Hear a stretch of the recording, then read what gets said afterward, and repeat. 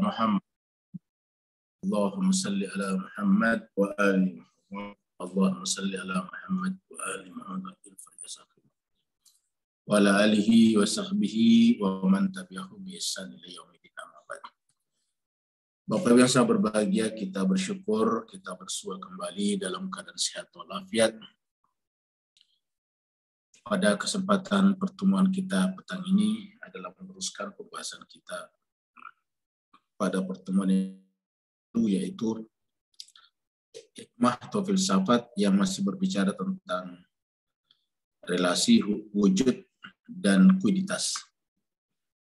Jadi masih pada pembicaraan buku ada atau ada buku yang kita sehari-hari gunakan adalah buku ada, kerbau ada, langit ada. Jadi selalu adanya di belakang.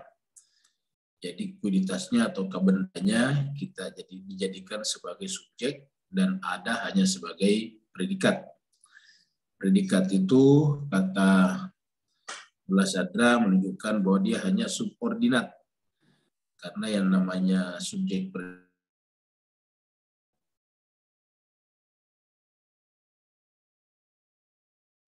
pada subjek.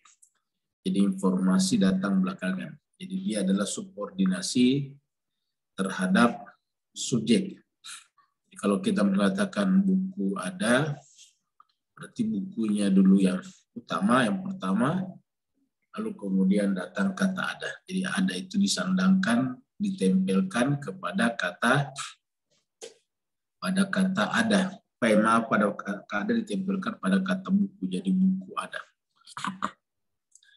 Nah, jadi jemaah sekalian, Mullah Sadra yang gigih memberikan pernyataan bahwa yang substansi, yang prinsip adalah ada, segala sesuatunya sebelum yang lain mengambil tempat di dalam ruang waktu ini, ataukah di dalam penciptaan, maka harus ada duluan. Jadi ada adalah awal dari segala-galanya, ada juga adalah sederhana, ada adalah meliputi segala-galanya. Sehingga kalau kita lihat ada itu adalah identik dengan Tuhan itu sendiri. Nah, tetapi jemaah sekalian ini mendapatkan sanggahan-sanggahan dari para filosof yang lain juga dari kalangan Islam. Bahkan pada pertemuan terakhir kita sudah bicarakan bagaimana seorang mufasir sekaligus filosof yaitu Imam Ar-Razi coba menentang ini juga Dawani. Nanti kita lihat argumen-argumen mereka menentang apa yang dikatakan oleh Mullah Sadra. Mari kita masuk ke screen melihat buku kita.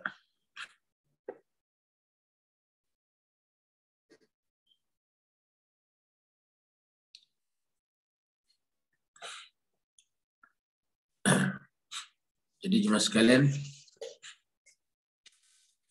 ini sampai di mana nih minggu lalu? Nah ini sampai di sini. Sampai di tanggal 28 Mei minggu lalu ya. Sekarang hari ini tanggal 4. Jadi kita sampaikan bahwa beberapa filosof mengajukan keberatan ya. Jadi kata-kata meja ada, buku ada, semuanya kata ada disimpan di belakang oleh Mullah Sadra dianggap itu adalah hanya secara majasi saja, tetapi hakikatnya harusnya adanya disimpan terlebih dahulu. Jadi harusnya yang jadi subjek itu ada meja, ada buku, ada rumah. Jadi meja, buku, rumah namanya kuiditas, namanya sesuatu yang muncul karena kata ada. Jadi bukan ada muncul karena kata meja, bukan ada muncul karena rumah, bukan ada muncul karena kerbau misalnya. Tapi semua itu yang disebut dengan kuiditas, atau terkadang orang salah menyebutnya dengan esensi, itu dianggap muncul karena ada, maksudnya ada muncul karena substansi, esensi atau kuiditas tersebut.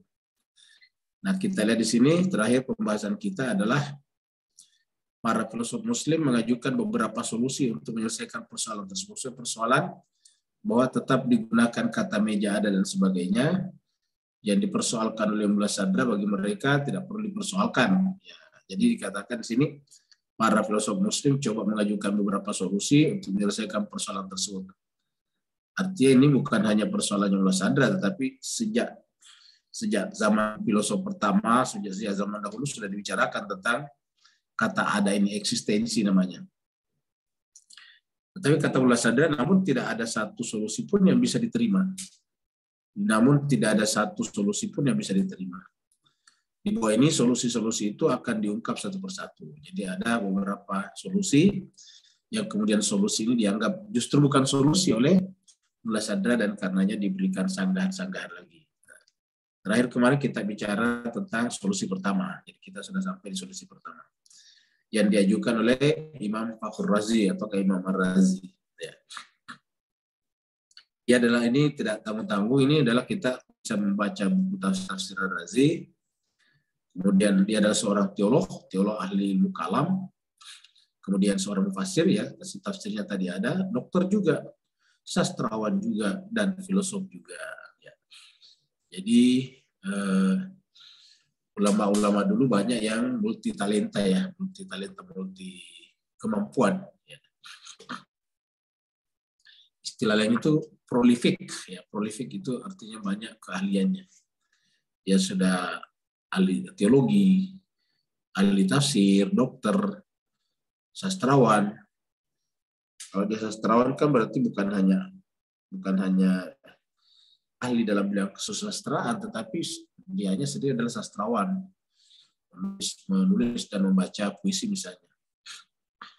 Ia berkata, Fakhrur Razi berkata, kaidah subordinasi, jadi kita masih bicara subordinasi, jadi Bapak Ibu yang baru bergabung, ingat subordinasi itu adalah sub saja, sub tambahan terhadap ordinat, ya, ordinasi.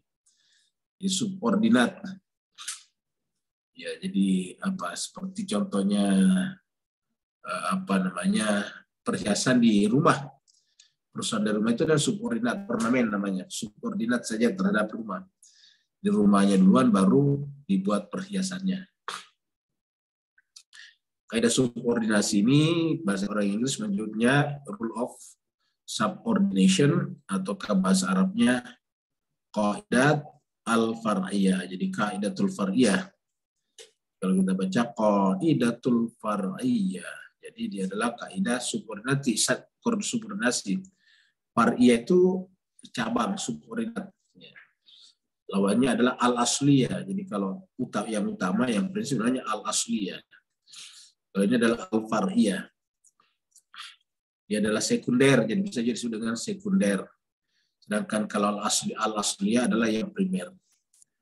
Jadi kaidah subordinasi atau rule of subordination atau kaidatul far'iyah ini terkecualikan dari proposisi-proposisi yang predikatnya adalah wujud, ada atau maujud. Kata dia terkecualikan. Oleh karena itu, kaidah subordinasi tidak berlaku pada proposisi penambahan wujud pada kualitas seperti manusia ada. Jadi kaidah subordinasi tidak berlaku di sini. Jadi kata-kata manusia ada tidak bisa kita berlakukan bahwa ada adalah subordinat terhadap manusia. Ya. Harus mengakui bahwa ini adalah kualitas, ini adalah substansi. Dia mengatakan ini tidak berlaku subordinasi kaitannya dengan subjek dan predikat, tidak berlaku pada kata-kata atau kalimat manusia ada, gunung ada, salju ada, dan sebagainya.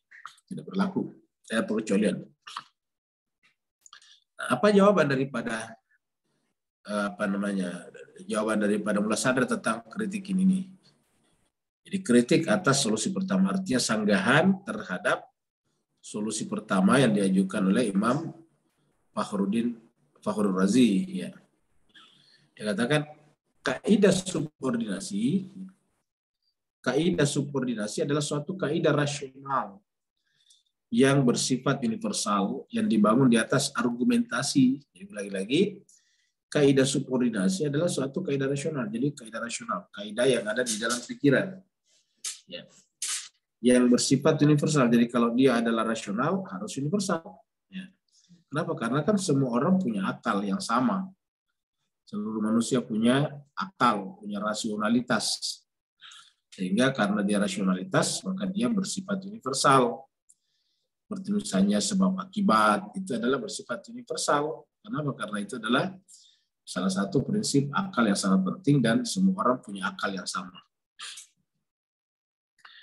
Jadi yang namanya kaidah rasional dan bersifat universal itu dibangun di atas argumentasi sehingga tidak menerima. Jadi ingat, dibangun di atas argumentasi. Dia dibangun di atas hujah, ada hujahnya, ada argumentasinya. Sehingga tidak menerima pengecualian.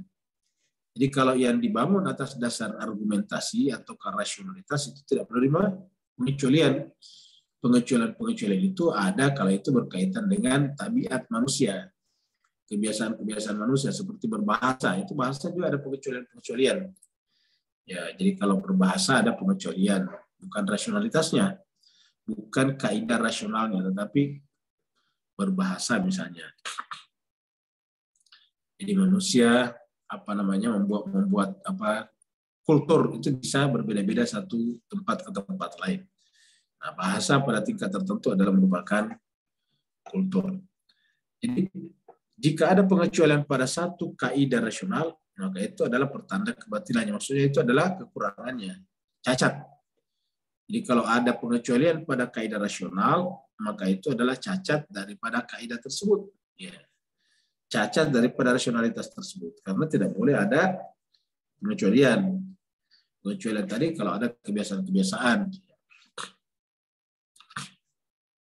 Contohnya manusia membiasakan misalnya membangun rumah tidak boleh kalau hari Selasa misalnya.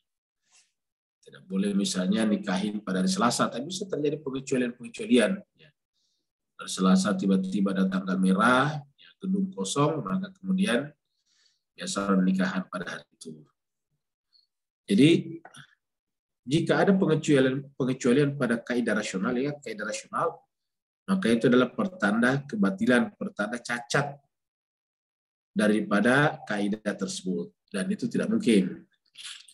Memberikan pengecualian pada kaidah subordinasi bermakna tidak memperlakukannya sama sekali. Jadi kalau kita membuat pengecualian kepada satu kaidah yang sifatnya rasional, sama dengan tidak memperlakukannya sama sekali, karena menolak sebagian, hakikatnya menolak keseluruhan. Ini juga yang terjadi pada kitab suci Al-Quran. Ya, makanya di dalam Al-Quran ada pertanyaan, afatu nabi ba'din wa takfur nabi ba'din. Apakah kalian ingin mengimani sebagian dan mengingkari sebagian? Jadi afatu minun nabi ba'din wa takfur nabi ba'din. Apakah kalian ingin mengimani Al-Quran sebagian, maksudnya sebagian ayat, kemudian mengingkari sebagian ayat yang lain? Nah, kalau itu terjadi, hakikatnya menolak keseluruhan. Jadi kalau kita mengingkari satu ayat dalam Al-Quran, sehakikatnya mengingkari seluruh ayat. Karena begitu satu ayat kita tolak, berarti bukan lagi Al-Quran secara sempurna. Kenapa? Karena yang disebut Al-Quran secara sempurna itu adalah seluruh ayat-ayatnya. Seluruh ayat-ayatnya yang menyusun Al-Quran itu adalah disebut dengan Al-Quran. Jadi kalau kita menolak satu atau dua ayat, ya hakikatnya menolak Al-Quran. Solusi kedua, ini datang dari Muhakkik Dawani. Ini adalah ahli Dawani.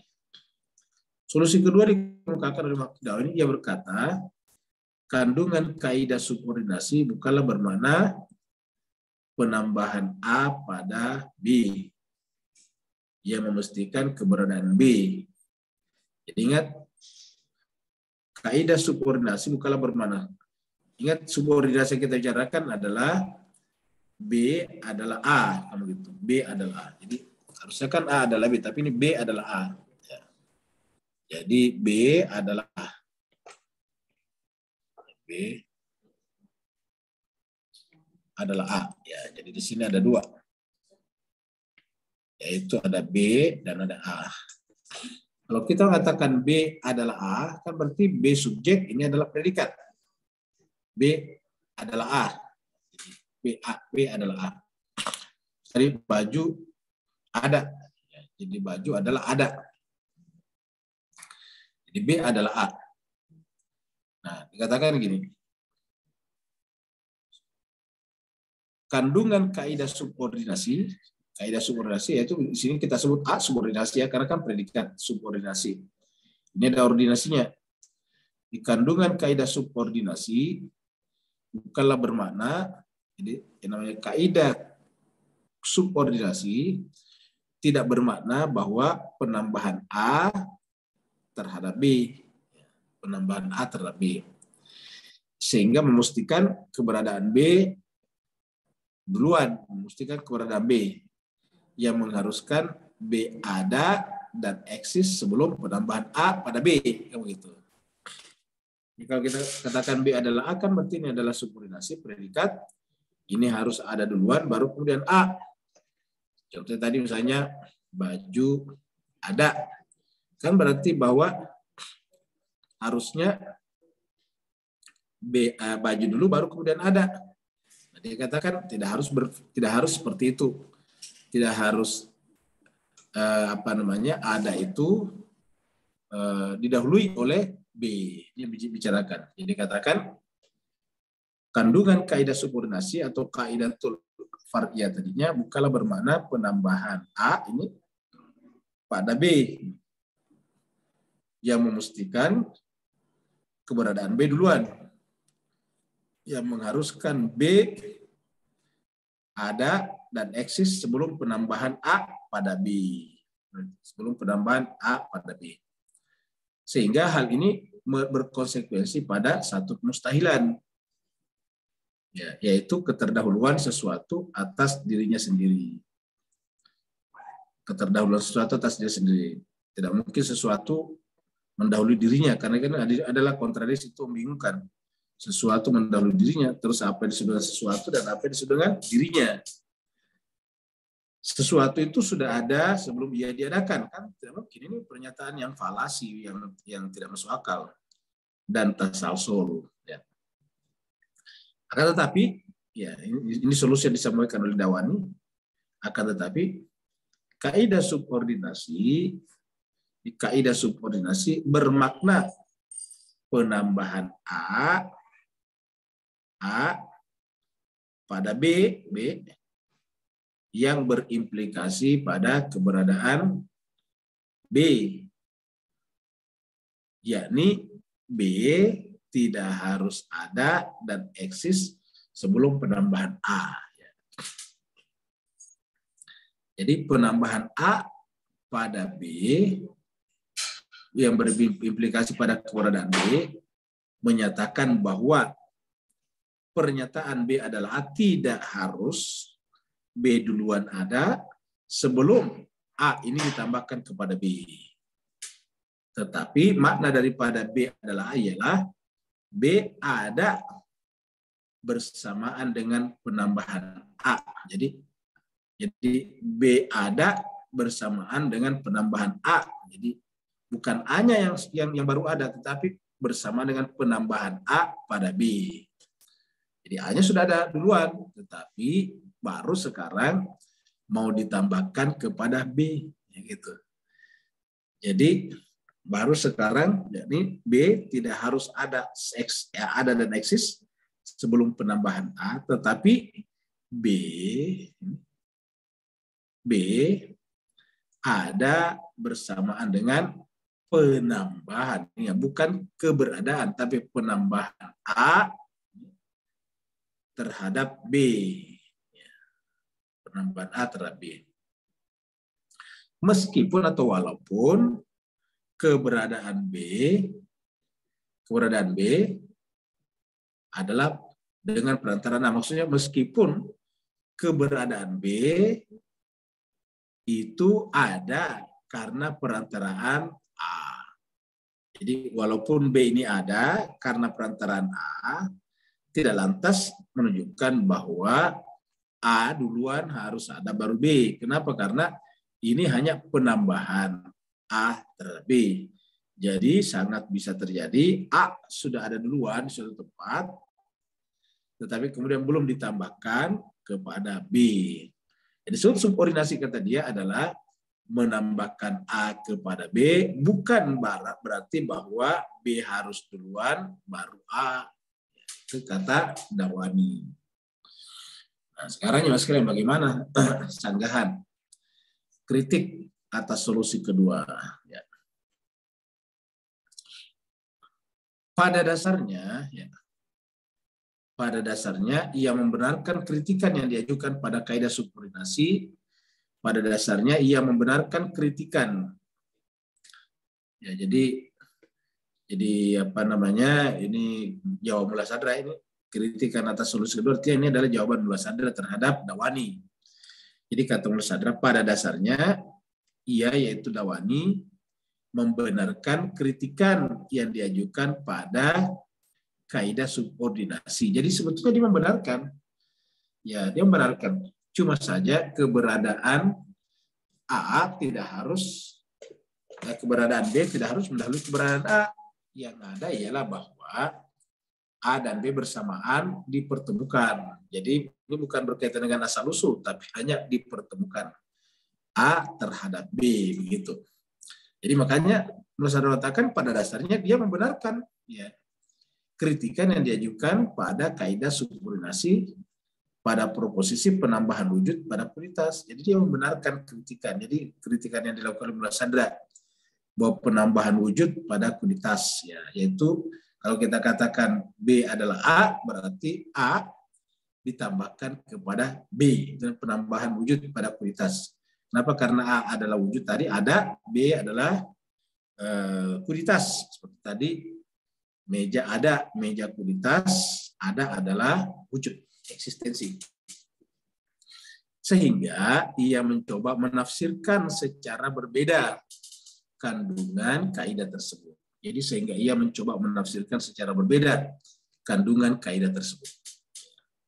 Jadi hanya menjelaskan saja secara berbeda, memberikan penjelasan atau sisi lain daripada pernyataan yang sebetulnya dikritik tersebut.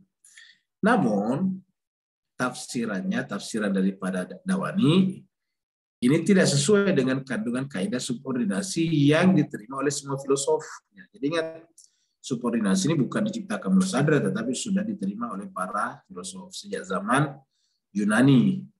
Sehingga tidak bisa diterima. Kenapa? Bertentangan dengan hakikat kaidah subordinasi yang diterima oleh semua filosof. Sehingga tidak bisa diterima. Karena yang dikritik bukan itu yang dimaksud oleh para filosof. Jadi yang dikritik bukan itu yang dimaksud oleh para filosof. Contoh misalnya, mereka mengkritik mengkritik kuda, bla bla bla. Ternyata setelah kita lihat yang dimaksud kuda bukan kuda, tetapi misalnya keledai. Nah itu kan berarti percuma lagi diteruskan membahas kritikannya. Kenapa ya? Karena yang dimaksud kuda ternyata bukan kuda, tetapi keledai. Nah begitulah. Jadi bertentangan dengan yang dimaksud oleh para filosof, sehingga tidak bisa diterima kritikan itu. Pijakan dan sandaran utama kaidah ini adalah pijakan dan sandaran utama, jadi pijakan argumentasi daripada kaidah ini adalah keberadaan subjek mendahului penambahan predikat atasnya. Jadi kaidah ordinat dan subordinat itu yang diberlakukan pada subjek predikat adalah bahwa subjek duluan mengada, baru kemudian predikat. Jadi kata ada itu datang belakangan, yang mendahulunya adalah kualitas. Jadi kualitas duluan, meja duluan, baru menyusul kata ada. Gitu. Itu yang dikritik daripada muladasar dan para filosof yang lain. Pijakan dan sandaran utama kaidah ini adalah keberadaan subjek mendahului. Jadi dalam subordinasi itu subjek harus mendahului A, ya, mendahului predikat maksudnya. Menambah predikat atasnya. Sementara tafsiran Dawani, sementara yang dimaksud Dawani adalah menegaskan bahwa tidak mesti keberadaan subjek mendahului penambahan predikat atasnya. Gitu. Jadi kalau kita terima argumennya Dawani kan berarti bahwa tidak harus subjek mendahului predikat atasnya. Ya. Melainkan bisa saja keberadaan subjek hadir secara bersamaan dengan penambahan predikat atasnya. Jadi predikat sudah ada di mana, tadi mana, subjek sebelum jadi subjek sudah entah di mana ada, sehingga kemudian hanya keduanya dipertemukan. Jadi pada pada dirinya masing-masing, sangat mungkin subjek memang belakangan ada daripada predikat. Cuma ketika dipertemukan, ya seperti itulah, yaitu bahwa subjek duluan baru predikat. Nah begitu. Bukan berarti berbicara tentang keberadaannya eksistensi masing-masing pihak.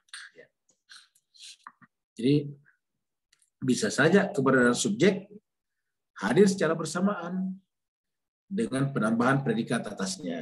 Jadi subjek hadir bersama dengan penambahan predikat atasnya. Tidak harus mendahului predikat.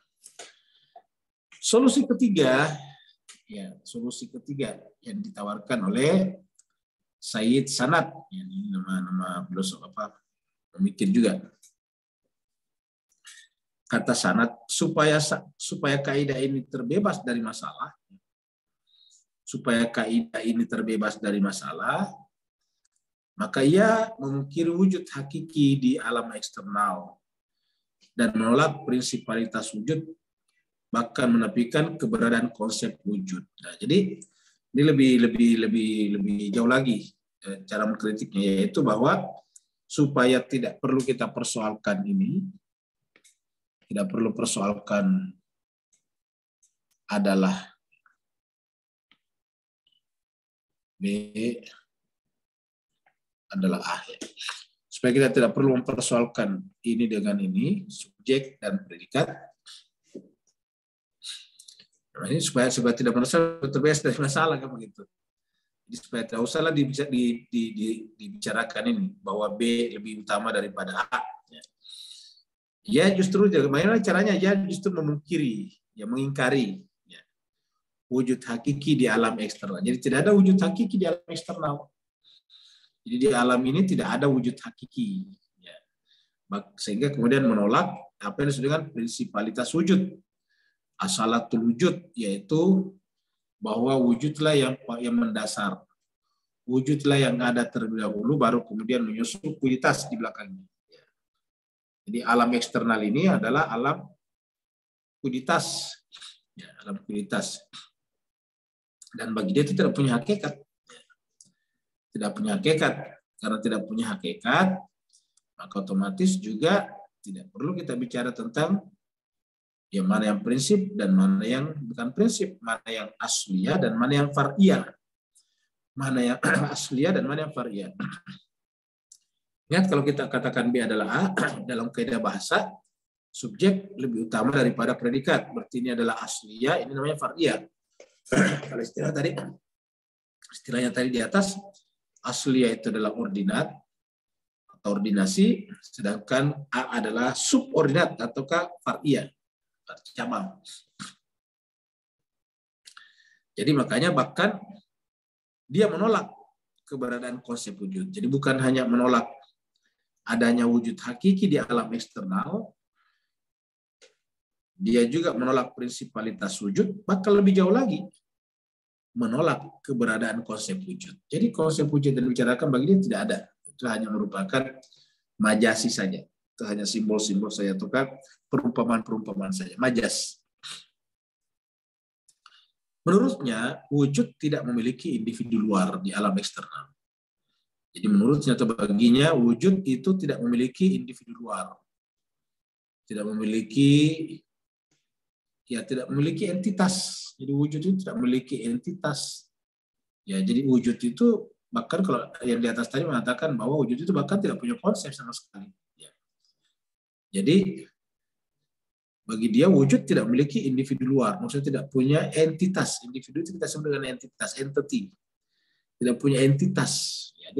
Kenapa entitas individu luar? Karena dia hanya ada di pikiran. Jadi kalau Said Sanad ini masih mengaku bahwa itu ada dalam pikiran saja, tapi tidak punya wujud luaran.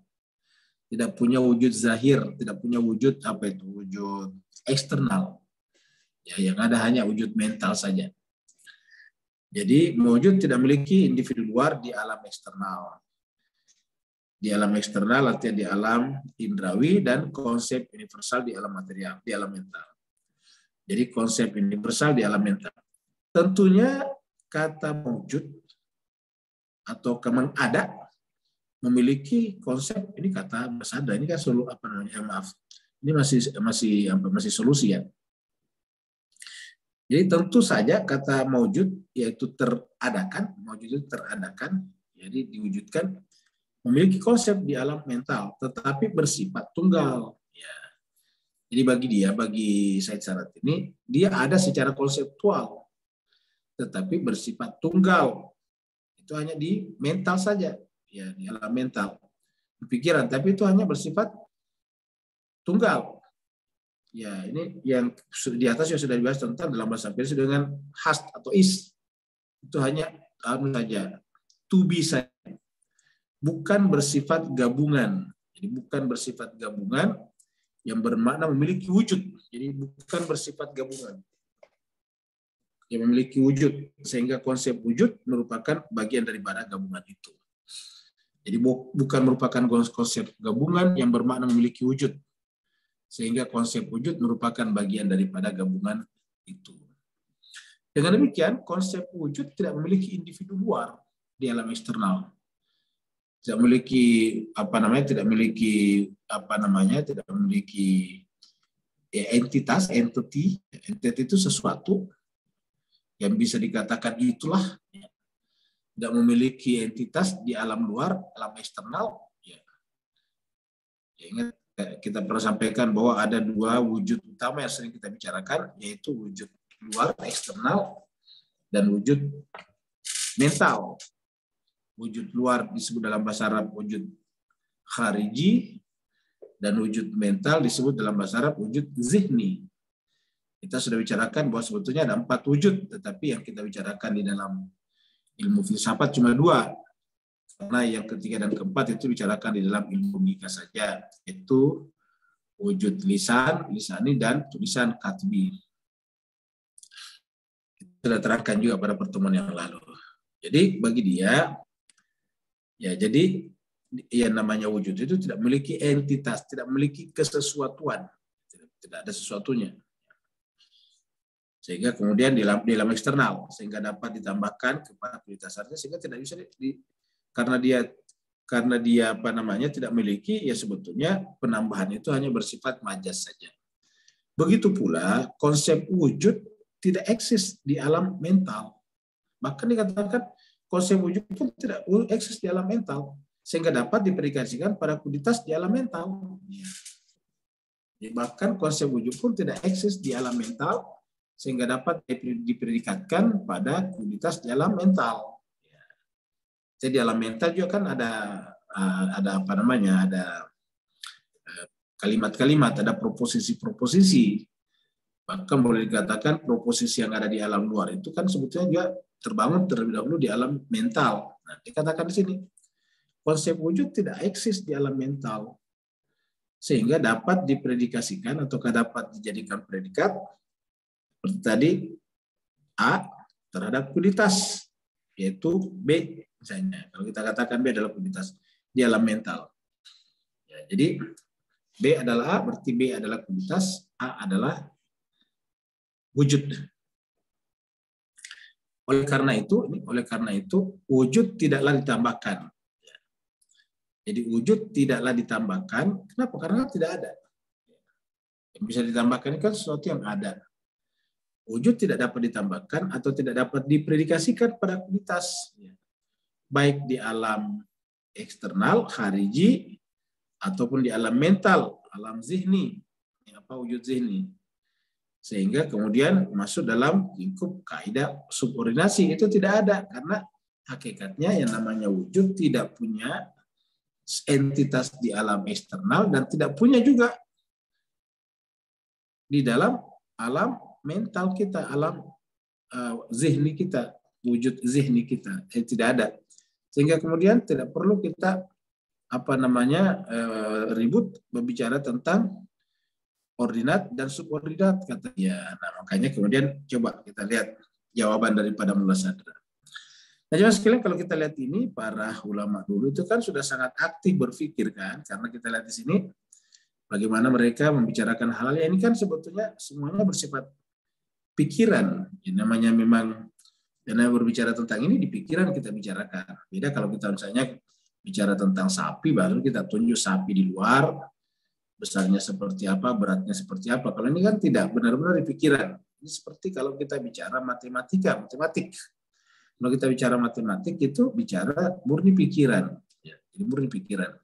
Karena kalau di luaran itu hampir kita tidak pernah melihat sesuatu, misalnya kata-kata A sama dengan 2x kuadrat tambah 3x tambah 4 misalnya. Dan mana kita pernah melihat di luar ini? Ya, kita di luaran tidak pernah melihat Y sama dengan 2x kuadrat tambah 4x tambah 7 misalnya. Ya, nggak ada di luaran ini. Coba. Jadi kita tidak pernah melihat di luaran seperti ini. Ya, jadi kenapa? Karena ini adalah murni pikiran. Matematika itu pikiran. Ya. Bahkan kemudian ada lagi istilah diturun-turunkan. Nanti ini bisa diturunkan. Ya, ini Y ini, Y ini bisa diturunkan. Jadi namanya DE, DX, kamu gitu, DY, DX. Ya. Jadi ini bisa diturunkan dengan kaidah-kaidah rasional. Bahwa kalau ini diturunkan, maka pangkatnya turun dikali dengan yang di depannya, menjadilah 4X. Kemudian tambah 4X-nya hilang, kamu gitu diturunkan, X-nya menjadi hilang.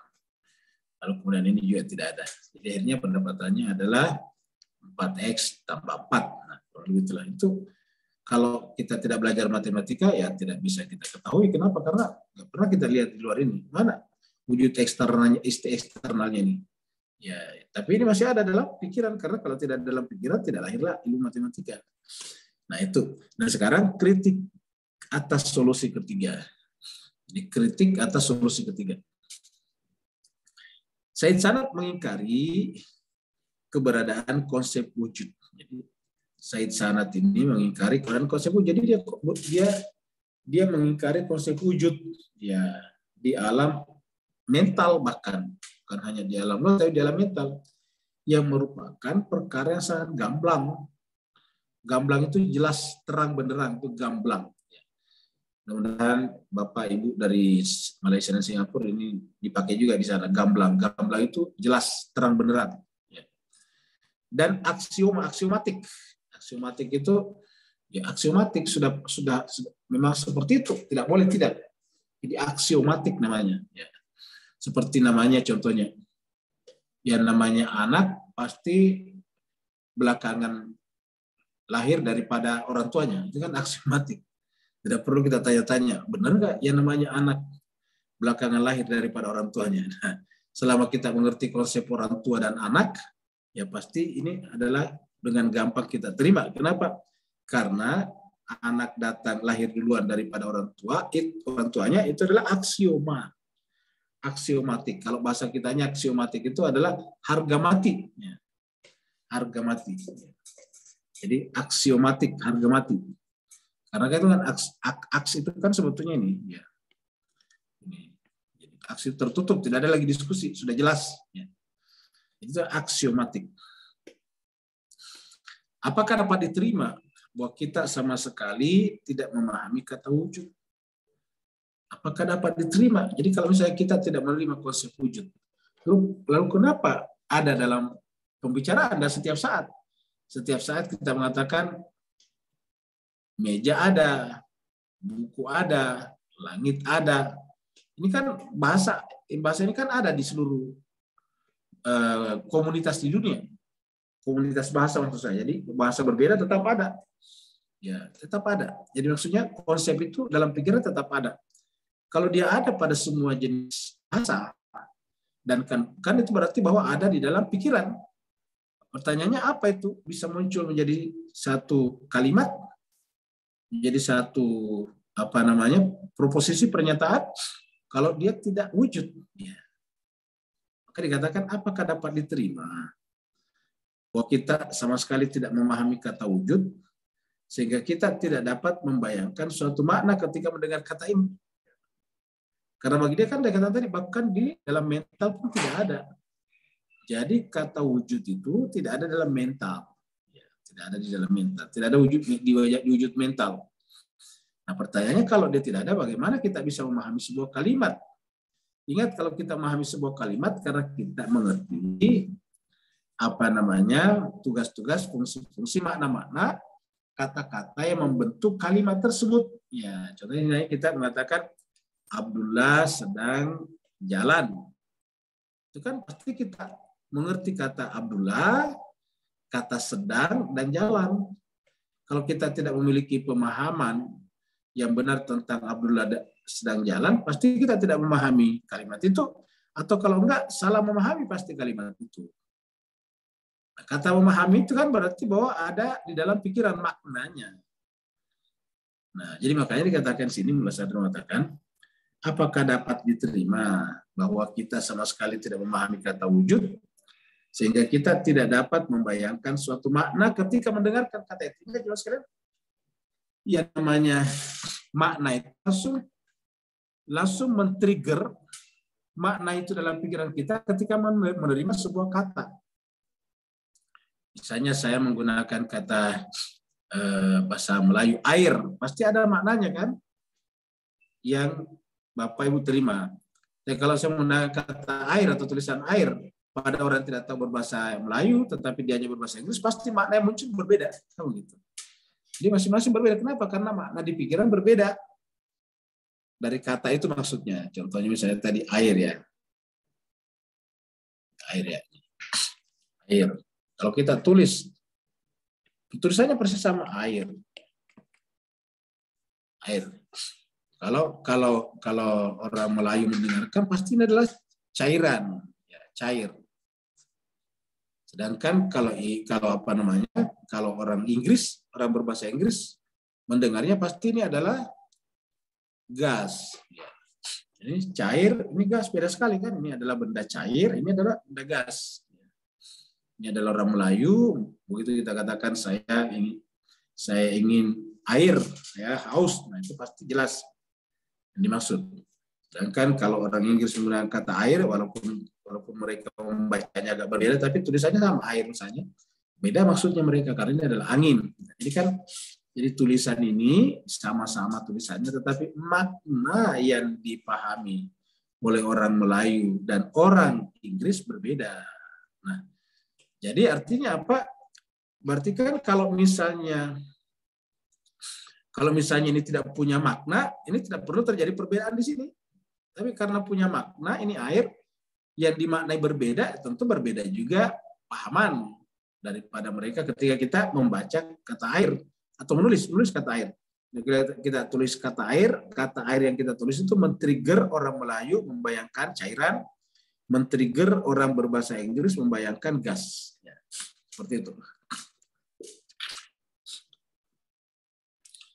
Jadi kita teruskan lagi tadi ini. Jadi ya kita ulangi lagi. Jadi kata Mullah Sadar Said Sanad mengingkari keberadaan konsep wujud di alam mental yang merupakan perkara yang sangat gamblang dan aksiomatik.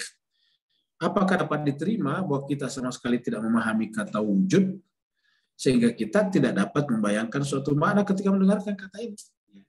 Kalau kita tidak mempunyai makna ketika mendengarkan kata ini, bagaimana kita bisa memahami pernyataan atau kalimat atau proposisi meja ada? Bagaimana kita memahaminya kalau tidak punya makna? Ya, jadi kata Mullah Sadar, semua manusia memahami kata wujud. Ya. Semua manusia memahami kata wujud, kata ada, kata eksis, dan mengetahui maknanya. Ya. Semua orang, semua penutur bahasa di dunia menggunakan kata-kata tersendiri dalam wujud. Ya, seperti tadi kita di Asia Tenggara, di Melayu menggunakan kata ada, Arab menggunakan kata wujud, orang Inggris menggunakan kata eksis, ya eksistensi, existence. Jadi itu masing-masing punya kata, tetapi maknanya sama. Ya. Ya, jadi karena mereka mengetahuinya, maka kemudian oleh karena itu konsep atau makna wujud berada di alam mental. Kalau tidak berada di alam mental, tentu mereka tidak bisa membayangkan. Misalnya, saya menulis sapi itu warnanya coklat, sapi coklat. Kalau Bapak Ibu tidak tahu namanya sapi, pasti tidak tahu apa yang coklat. Bahkan tidak tahu juga kata coklat. Ya, pasti bingung. Jadi ketika kita katakan sapi itu berwarna coklat, karena kita memiliki di kepala kita makna tentang sapi, makna tentang coklat. Ya. Makna tentang warna, karena kalau kita tidak memilikinya, kita tidak akan pernah memahami perkataan ataukah ujaran ataukah kalimat ataupun proposisi tersebut. Ya. Jadi karena kita bisa memahami perkataan itu, maka artinya itu tanda yang paling jelas, paling gamblang kata Mullah Sadra, bahwa wujud itu mempunyai makna di dalam mental kita. Begitu pula konsep wujud memiliki individu hakiki. Di konsep wujud memiliki individu hakiki, memiliki entitas, entity. Jadi konsep wujud itu memiliki individu hakiki, entitas di alam eksternal, sebagaimana yang telah ditunjukkan dalam dalil-dalil tentang prinsipalitas dan hakikat wujud. Ini sudah dibicarakan tentang prinsipalitas wujud, di mana di awal-awal buku ini. Jadi Bapak Ibu sekalian yang ikut belakangan bisa membaca buku ini dari awal. Buku ini ada dijual, Syarah Bidayah Al-Hikmah, dan juga bisa kita unduh, bisa kita download di Play Store. Jadi di Play Store juga ini ada Pak Bos sekalian. Jadi yang tidak sempat membeli bukunya ini ada di Play Store. Play Store-nya di sini. Ini dia. Di Playbook. Ya, Playbook ini kita ambil dari Play Store. Ini Playbook-nya Google ini ya. Kalau kita pencet di sini nanti akan keluar ya. Nanti akan keluar. Ya, ini akan keluar ini Bidayah Al-Hikmah. Jadi ini adalah Bidayah Al-Hikmah. Jadi kalau kita pencet ini Bidayah Al-Hikmah. Jadi ini Bapak Ibu bisa, dan ini gratis, maksudnya percuma. Gratis atau percuma, free. Ya. Ini dia. Ya, kita sudah bahas tadi sampai ke berapa ya. Ini adalah bisa digedein juga. Nah, jadi ini adalah yang buku saya tadi itu diambil dari sini, di foto-foto dari sini ya. Ini bisa kita buka ya. Nah, jadi jemaah sekalian, ya jadi mana tadi? Ya, ini kita sudah, ya ini kita sudah jauh sebetulnya. Ini kayaknya bukan di sini, nah ini masih ini. Ya ini sudah jauh. Ini solusi ini. Saya kita disini kritik atas solusi keempat. Nah ini dia. Ya, jadi ini tadi yang kita bicarakan nih. Ya. Solusi keempat ini yang dibicarakan tadi berkaitan dengan apa namanya wujud tidak memiliki makna. Ya. Nah ini solusi ketiga tadi ini belum kita masuk dulu ini tadi ini kita bicarakan ini. Ya, ini. Nah, ini di buku. Ya. Said Sanad mengingkari keberadaan konsep wujud di alam mental. Ya. Di alam mental. Padahal ini adalah sesuatu yang sangat gamblang dan aksiomatik, ini aksioma. Sama tadi di sini. Ya, jadi ini kita bicarakan. Nah, jadi jemaah sekalian yang tidak ada bukunya ini, karena ini ada bukunya, ada buku fisiknya maksudnya, bisa mendownload atau mengunduhnya dari Play Store. Di sana di Play Store, terutama di Playbook ada buku itu dijual. Bisa diambil secara gratis. Secara percuma, secara free. Nah, kita teruskan ya, Mas Kirian. Ya, jadi, oleh karena itu, konsep atau makna wujud berada di alam mental. Jadi, ada di alam mental. Kenapa ya? Kita bisa mengerti. Begitu pula konsep wujud memiliki individu, memiliki entitas, entity. Ya. Memiliki individu hakiki di alam eksternal, di alam luaran, di alam luar pikiran kita. Jadi, kalau kita katakan di alam eksternal, di luar alam pikiran kita. Kalau di alam pikiran kita namanya tadi adalah zihni, wujud zihni. Kalau berada di luar alam pikiran kita namanya wujud khariji. Kharij itu dari kata kharaja keluar. Eksternal, ya, di luar. Di konsep wujud memiliki individu hakiki di alam eksternal. Sebagaimana yang telah ditunjukkan dalam dalil-dalil tentang prinsipalitas dan hakikat wujud. Ini sudah pernah kita bahas tentang prinsipalitas ini ya. Jadi sekali ini pernah kita bahas tentang prinsipalitas dan kehakikian wujud. Ini di bab-bab sebelumnya.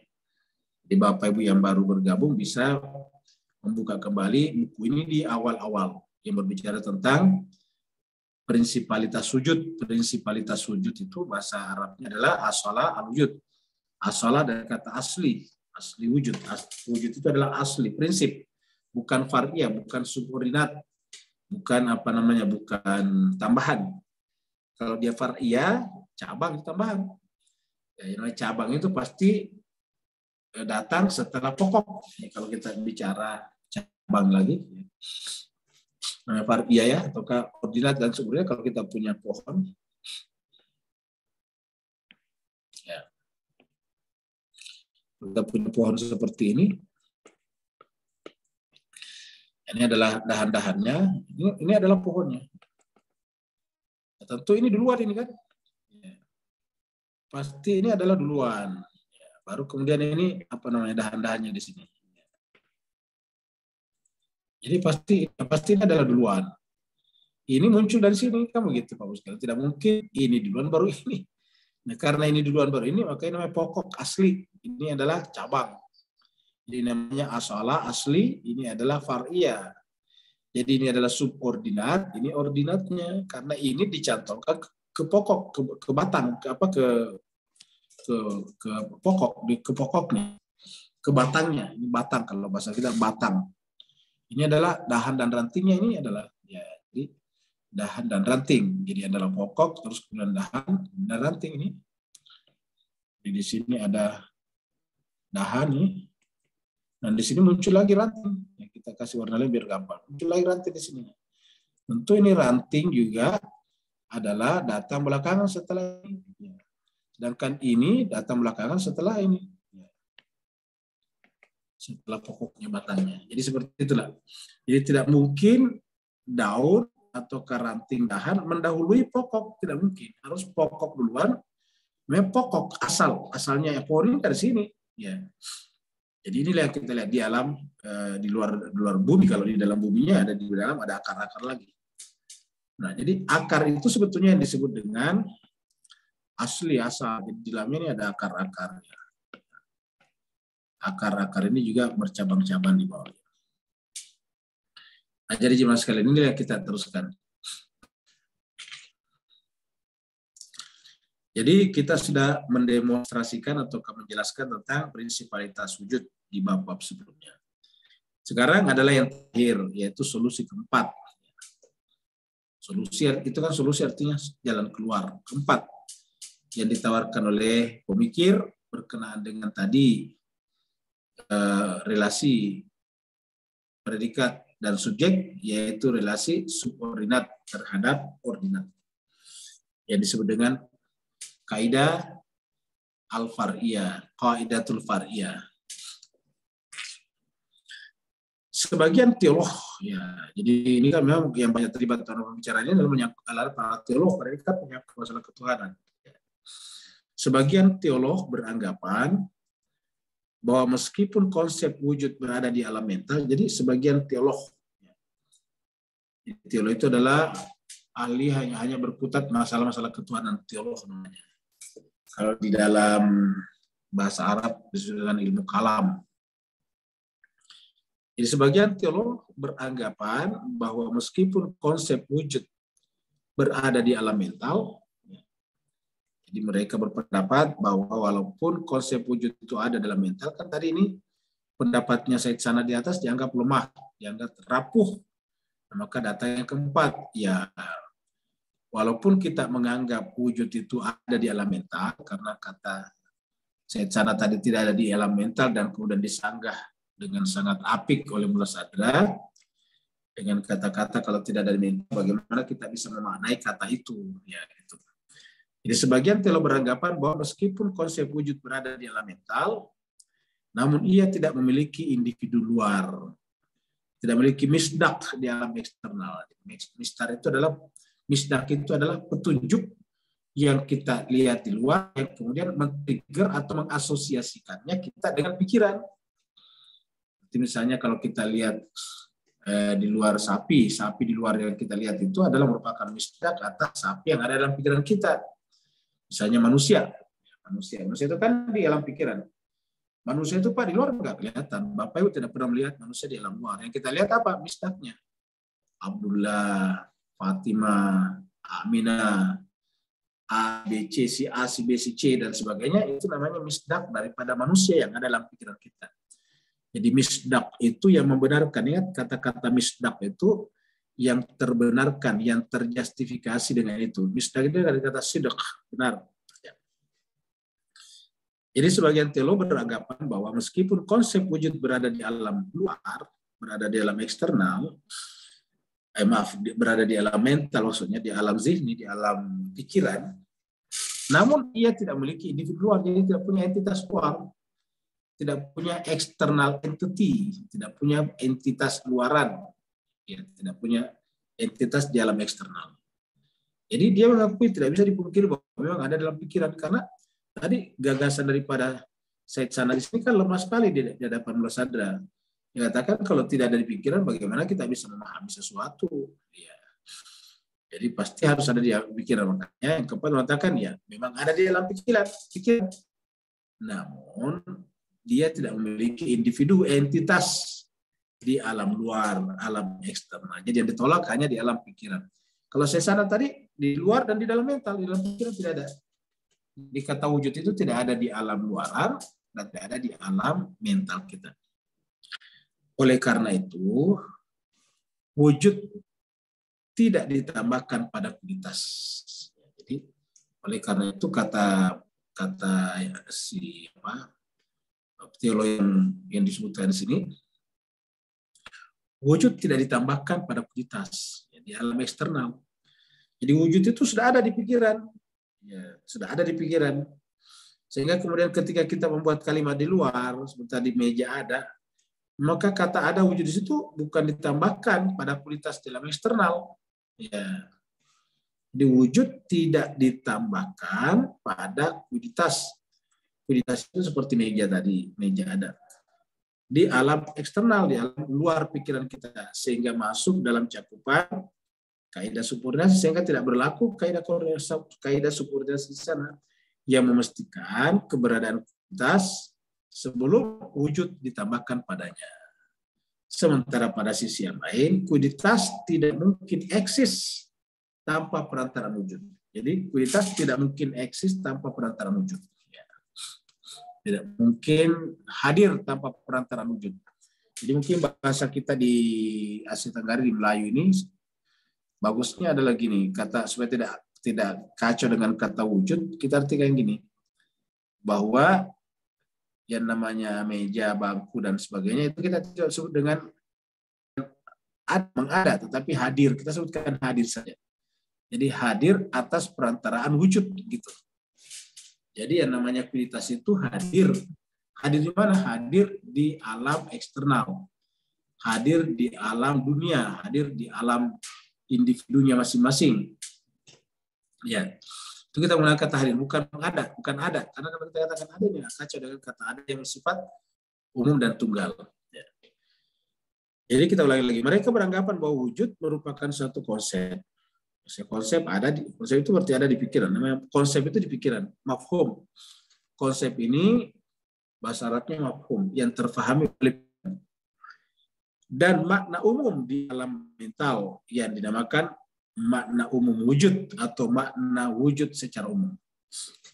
Konsep dan makna umum ini masih ingat, masih solusi, berarti kan masih memberikan jalan keluar terhadap kerutan yang dihadapi bawah sadar. Jadi konsep dan makna umum ini, ini nih kita mulai dari sini. Mereka beranggapan bahwa wujud merupakan suatu konsep dan makna umum di alam mental yang dinamakan makna umum wujud, makna umum wujud atau makna wujud secara umum. Konsep dan makna umum ini karena terhubung dan berelasi dengan kualitas yang beragam, bermacam-macam, meja, bangku, rumah, kendaraan, mobil, kereta, langit, bumi, dan sebagainya, itu macam-macam beragam. Maka menjadi bagian-bagian yang beragam di alam mental. Jadi karena terhubung, terhubung itu berelasi ini tadi, berelasi terhubung. Karena keterhubungan inilah, karena faktor keterhubungan dan relasi, inilah relasinya dengan alam mental kita. dengan kualitas yang beragam di luar, jadi di pikiran kita terhubung berrelasi dengan alam luar yang beragam, menjadi bagian-bagian yang beragam di alam mental juga yang tetap berada di bawah cakupan makna. Tetapi walaupun dia beragam bagian-bagian, tetapi tetap berada dalam cakupan makna umum. Apa artinya gini? Ya, kita gambar lagi di sini. Kalau kita menggambar seperti ini, nah, ini kita anggap ini sebagai konsep umum. Kita anggap ini lingkaran konsep umum atau makna umum. Yang namanya makna umum itu punya partikularitas, punya bagian-bagian di dalam. Ya, jadi di sini punya bagian-bagian di sini. Ya. Ini beragam kata pemberi solusi keempat tadi. Jadi ini beragam. Nah, jadi walaupun ini beragam, tetapi dia tetap berada di dalam wilayah makna umum daripada wujud. Jadi bagi dia wujud itu mau tidak mau mempunyai makna yang berbeda-beda, mempunyai keberagaman. Kenapa? Karena terhubung dengan di luar. Ini kan di luar juga beragam nih. Ya. Jadi di luar juga ini beragam, kan begitu. Di luar pikiran. Ini adalah luar pikiran. Ini kan kita anggap ini pikiran, memiliki konsep umum. Ini di luar pikiran. Ini adalah alam eksternal. Ini adalah alam mental. Bagi dia yang ada di dalamnya adalah merupakan terhubung. Ada relasinya dengan alam luar. Jadi ini adalah sesuatu yang ada di luar pikiran, ini yang sesuatu yang ada di dalam pikiran. Dan ini punya hubungan. Ya, ini namanya adalah konsep. Ini namanya misdaknya. Seperti saya contohkan tadi, ini lingkaran ini adalah umum, ini adalah misdaknya. Karena misdak ini banyak, maka seakan-akan menjadi banyak juga di sini. Padahal hakikatnya cuma satu berada di dalam konsep umum tentang makna wujud tersebut. Jadi, karena terhubung dan berelasi dengan kualitas yang beragam, menjadi bagian-bagian yang beragam juga di alam mental. Iya, tetapi walaupun menjadi bagian-bagian di alam beragam di alam mental, tetapi tetap berada di bawah cakupan makna umum tersebut. Ini kata mereka. Misalnya, makna-makna seperti wujud manusia, wujud hewan, wujud besi, wujud emas, wujud perak, dan lain-lain merupakan bagian-bagian dari makna umum wujud di alam mental. Jadi wujud hewan, wujud besi, wujud emas, wujud perak, ini merupakan bagian-bagian dari makna umum wujud di alam mental. Ini merupakan bagian-bagian dari makna umum wujud di alam mental. Artinya dia tetap tidak keluar daripada konsep umum yang kita merah ini, yang lingkaran besar ini. Ya.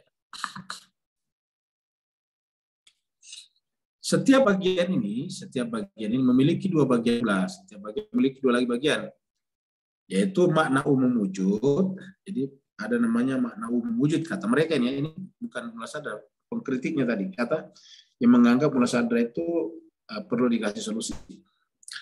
Jadi makna umum wujud, jadi ada dua. Jadi setiap bagian ini memiliki dua bagian pula. Jadi setiap bagian memiliki dua bagian lagi. Ya, jadi memiliki dua bagian. Satu, makna umum dan hubungan makna umum wujud dengan kualitas.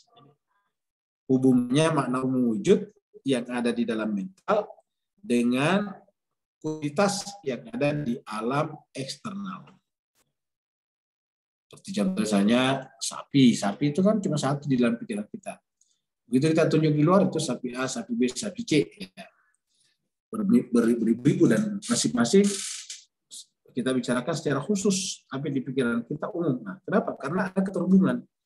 Jadi makna umum wujud, yang kedua hubungannya dengan kualitas. Sementara itu, kualitas yang merupakan sisi lain daripada hubungan. Sementara itu kualitas yang merupakan sisi lain daripada hubungannya. Kualitas ini dalam bahasa Arab biasanya disebut dengan mahiyah. Mahiyah namanya.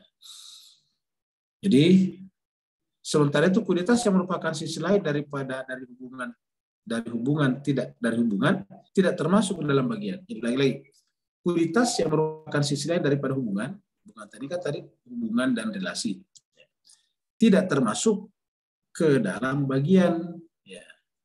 dan penyebutannya adalah untuk menjelaskan hubungan makna umum wujud dengan kuditas. Jadi disebut hubungan makna umum wujud dengan kuditas. Dan kata hubungan. Jadi hubungan makna wujud dengan kuditas dan kata hubungan itu sendiri. Karena hubungan berpijak pada dua sisi, jadi disebut hubungan itu kalau bayangan kita ada dua hal. Jadi namanya hubungan itu pasti bayangan kita dua hal. Hubungan A terhadap B. Karena hubungan berpijak pada dua sisi. Dari sini menjadi jelaslah perbedaan antara bagian dan individu. Bagian dan individu. Bagian adalah makna umum wujud, ya, jadi bagian tadi ini adalah lingkaran besar kita, bagian daripada makna umum wujud, dan hubungan makna umum wujud dengan kuiditas. Jadi pertama adalah makna umum wujud, tadi wujud, yang kedua adalah hubungan, ya, jadi ada hubungan. Jadi kita bisa membicarakan sesuatu kalau ada hubungan antara apa yang ada dalam pikiran kita dengan yang ada di luar. Ya. Seperti tadi kalau saya sampaikan, kalau saya menyebut kata sapi, Bapak Ibu semuanya pasti mengerti kata sapi yang kita gunakan. Kenapa? Kita menggunakan sapi dalam bahasa Melayu dan semuanya punya punya bayangan tentang sapi. Jadi kalau saya menyebut kata sapi pasti langsung terhubung, terasosiasi dengan pikirannya, apa itu yang dimaksud dengan sapi.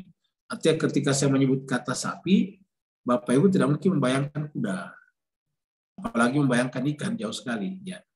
Jadi kalau saya katakan sapi, berarti bayangannya adalah ikan berkaki 4, yang jantannya bertanduk, betinanya tidak bertanduk, kemudian dia hidup makan rumput, beranak seperti manusia dan seterusnya. Itu pasti muncul di pikiran kita seperti itu.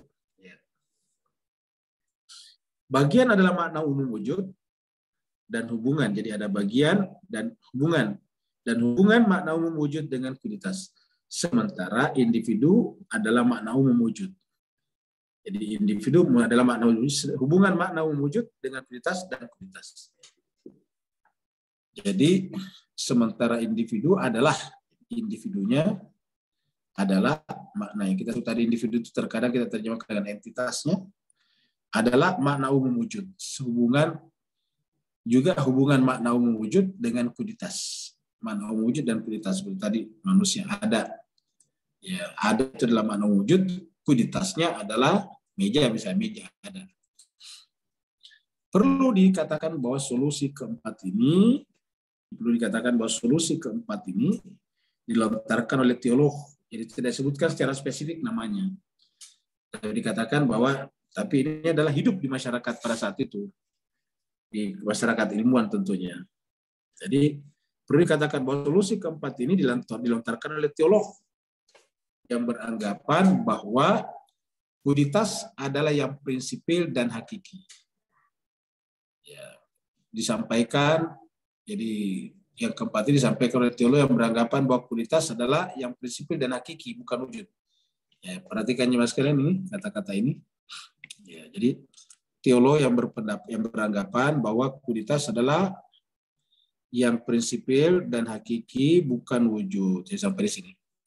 Jadi di awal-awal kita sudah berbicara bahwa di dalam filsafat Islam ada dua pendapat yang sangat besar, yaitu yang beranggapan bahwa kuditaslah yang prinsip, bukan wujud. Ya, jadi kan ada dua nih pendapat. Ya, ingat, ini dalam filsafat Islam.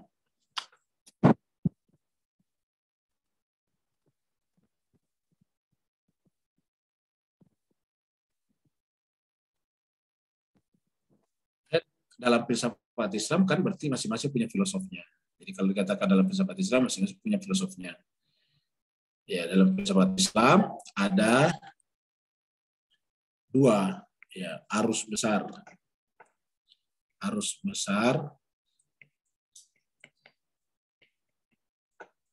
tentang keutamaan prinsipalitas.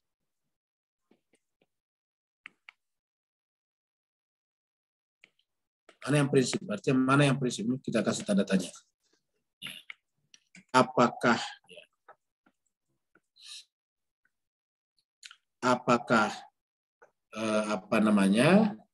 wujud ataukah kuiditas. Jadi kalau kita tulis kembali di sini, ya, kalau kita tulis kembali di sini,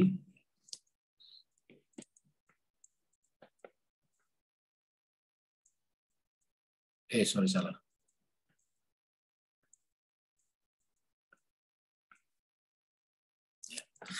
Meja ada ini adalah wujud. Ini adalah wujud. Ini adalah kuiditas. Jadi ini adalah kuiditas, ini adalah wujud. Jadi meja ada. Nah sekarang di dalam para filosofi terbagi dua. Mana yang utama di sini? Kuiditas atau wujud? Mana yang prinsip? Mana yang prinsipalitas prinsip? Mana yang asli? Ya, wujudkah atau kuiditaskah? Ya, meja dan semacamnya, meja, kursi, rumah, gunung-gunung, langit, bintang-bintang itu disebut ini meja, kuiditas. Sedangkan ini adalah kata ada wujud.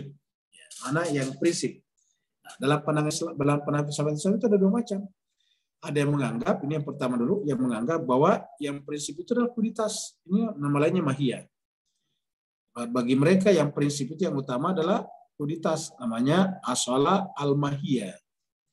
Jadi ini berpendapat bahwa yang ada adalah asalah al-mahiyah. Prinsipalitas, ini nama lainnya adalah mahiyah. Ini kita kasih di sini. Mahiyah. Ya. Ini adalah wujud, sudah bahasa Inggris, ini eksis. Ya.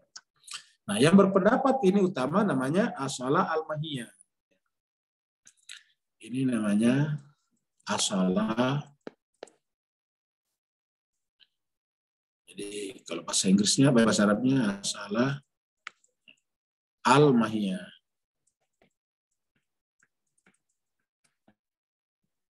Ya. Sedangkan yang di sini namanya asalah al-wujud. Wujud ini kan wujud. Nah, jadi asal itu prinsip mendasar. Jadi yang pertama adalah asalatul mahiyah, yang kedua adalah asalatul wujud, ya, prinsipalitas kuiditas dan prinsipalitas ada wujud. Nah, ini ada dua. Ini punya arus besar. Ini punya arus besar ini pada zamannya. Pendukung-pendukungnya ada. Di antara tokoh utama, tokoh besar di sini asalatul mahiyah adalah Suhrawardi.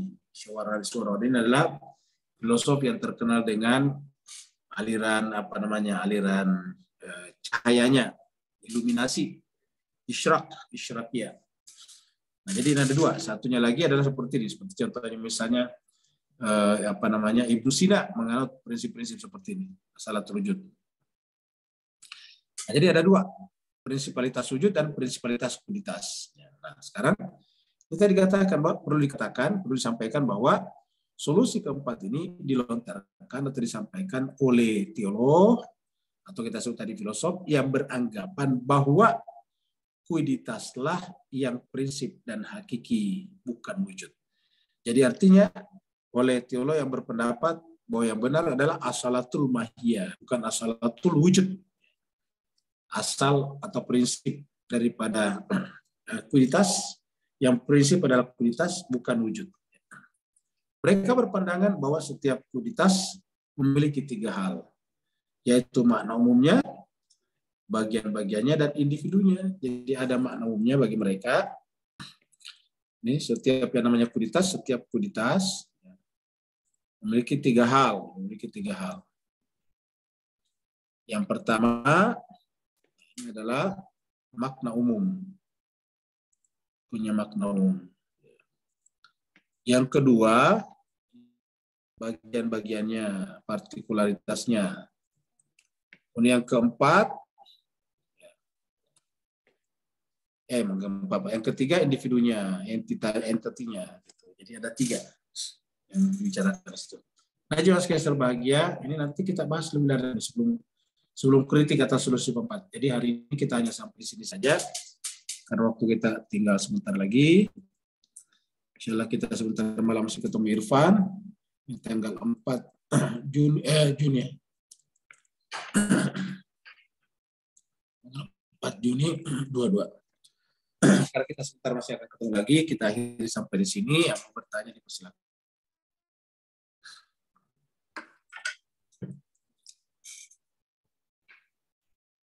Ya, Assalamualaikum warahmatullahi wabarakatuh, Ustadz, Bapak Ibu semuanya. Assalamualaikum. Kalau chat tidak ada pertanyaan, Ustadz, silakan Bapak Ibu bagi yang ingin bertanya langsung kepada Ustadz.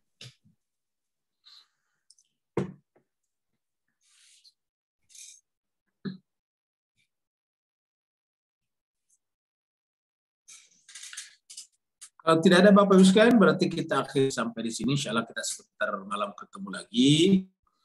Jadi yang mau belajar Irfan, maka sebentar malam.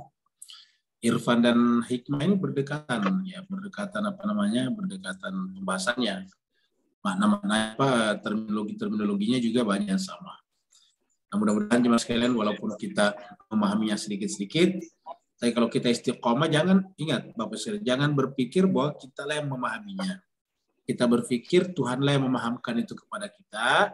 Itu diakui oleh Allah Ta'ala. Kita apa? Tugas kita adalah ikhtiar. Tugas kita adalah belajar. Yang memasukkan itu pada diri kita adalah Allah SWT. Itu sebabnya para orang saleh, malaikat-malaikat, setelah kita baca di tadabbur, jawabannya sama. Yaitu la ilma lana. Kami tidak punya ilmu. Yang ada adalah illa ma'allamtana. Kecuali yang kamu ajarkan, ingat. Alamta itu yang kau Tuhan ajarkan lana kepada kami. Illa ma'allamtana. Kecuali yang kau ajarkan kepada kami. Jadi semua yang kita ketahui itu tidak diajarkan Tuhan. Oleh sebab itulah seorang Al-Farabi yang belajar filsafat setelah berumur 50-an bisa paham. Kenapa? Karena menyandarkan pemahamannya kepada kebesaran Allah SWT. Terima kasih banyak atas perhatiannya. Mohon maaf atas segala kekurangan. Wassalamualaikum warahmatullahi taala wabarakatuh. Waalaikumsalam warahmatullahi wabarakatuh. Terima kasih Ustaz. Terima kasih Bu Dokter. Terima kasih semua.